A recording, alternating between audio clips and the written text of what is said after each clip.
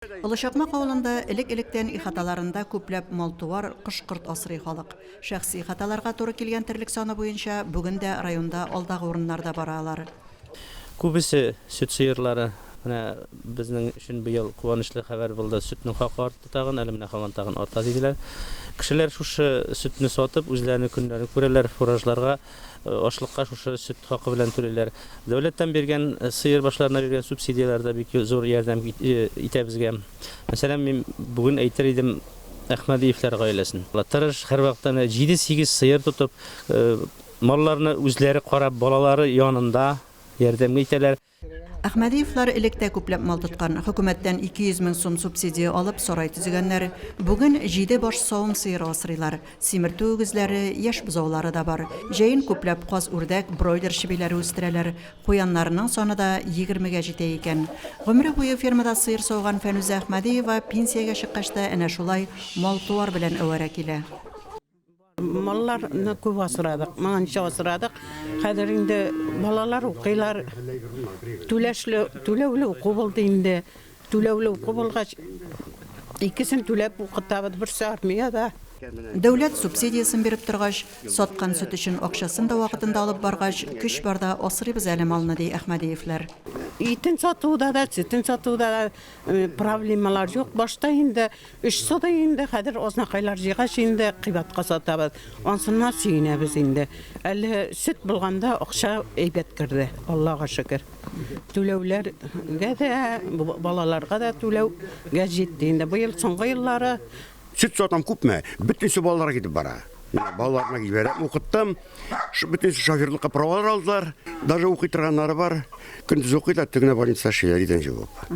Идән җавап эшләр. Әти сиңа да әдрәк ярдәм булды инде.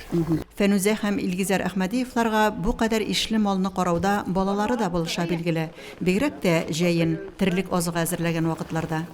Әйе, ярдәм итүстек, мал карап, барсына да сыерлар савышып, каникул вакытларында әнигә ярдәм итеп фермада булыштым. Аерым группаларда сауган булды. Сыерларны сау өчен 2 аппарат алганнар, фураж тарту өчен тегермәннәре дә 2. 70 яшенә якынлашып килүче гаилә башлыгы Илгизәр авыл кешесенең олы ярдәмчесе булган атыннан да аерылмый. Бернинди машинага да алыштырмыйм мин атны, ди ул. Оттан да дөньяда кадерле бер юк. Иң яхшы әйберәйме. Менә отны итәмиртән ашатам, җигәм, тирисләрен төйим, түгеп кайтам, әйме ул пешәнәп кайтып бирә миңа. Шунда ашый, миңа беребендә кызганган юк. Әхмәдиевләр 6 бала тәрбияләп үстергән. Ир балаларының 4-се дә армия хезмәтен үтәгән. Төпчекләре бүген Самарда хезмәт итә. Кичкенәдән хезмәт тәрбиясе алып үскән балаларын укытып, һөнәрле дә иткән Әхмәдиевләр. Район тарихына 3 игезәк бала табучы ана буларак та кирип калды Фәнүзә.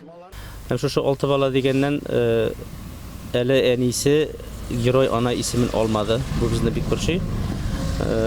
Моны өстәге җитәкчеләргә җиткезсәгез бик рәхмәтле булыр идек. Мен бит инде 6 бала. 6. Аның инде Илгизәр да бит инде тәрбияләү кирәк. 7-не тәрбияләдем дип әйтәләм мин. Район җитәкчеләренә әйтәсем килә инде. Булмас микән шул ана медалы. Ил көнгә кирәкле балалар тәрбияләп үстергән. Бүген дә балаларым дип яшәүче Әхмәдиевләр әнә шулай үз көннәрен үзләре күреп, башкаларга үрнәк булып гомер итә. Фәнүзә ханым да күп балалы башка әниләр кебек ана даны медален алырга бик тә лаек. Әлфинур Нугманова, Айрат Фазилов, Мөслим телевидениесе.